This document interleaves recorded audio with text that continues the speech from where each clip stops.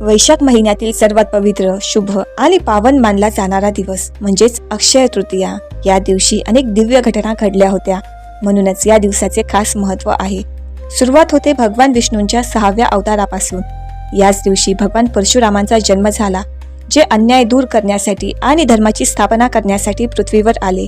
त्यामुळे हा दिवस परशुराम जयंती म्हणूनही साजरा केला जातो। महाभारतात सांगितल्याप्रमाणे वनवासात असलेले पांडव आणि द्रौपदी अन्नाच्या संकटात होते, तेव्हा सूर्यदेवांनी त्यांना अक्षय पात्र दिले, जे कधीही रिकामं होत नव्हतं।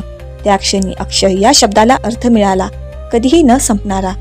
काही कथानुसार याच दिवशी गंगा नदी पृथ्वीवर अवतरली, त्यामुळे या दिवशी गंगा स्नान, दान आणि पूजेला विशेष महत्त्व आहे। असंही मानलं जातं, या दिवशी कुबेरांना धन आणि संपत्ती प्राप्त झाली, म्हणून लोक या दिवशी सोने खरेदी करतात। श्रीकृष्णांनी आपल्या गरीब मित्र सुदामाला याच दिवशी अपार संपत्ती दिली, त्यामुळे हा दिवस मैत्री, दान आणि समृद्धीशी जोडला गेला। या सर्व घटना एकाच दिवशी घडल्या। धर्माचा जन्म, अन्नाची अक्षयता, पवित्रतेचा प्रवाह, संपत्तीची सुरुवात आणि निस्वार्थ मैत्रीचं फलित। म्हणूनच हा दिवस अक्षय ठरला, ज्यात केलेले प्रत्येक शुभकर्म, प्रत्येक दान, प्रत्येक नवीन सुरुवात कधीच कमी होत नाही, उलट काळासोबत वाढतच जाते।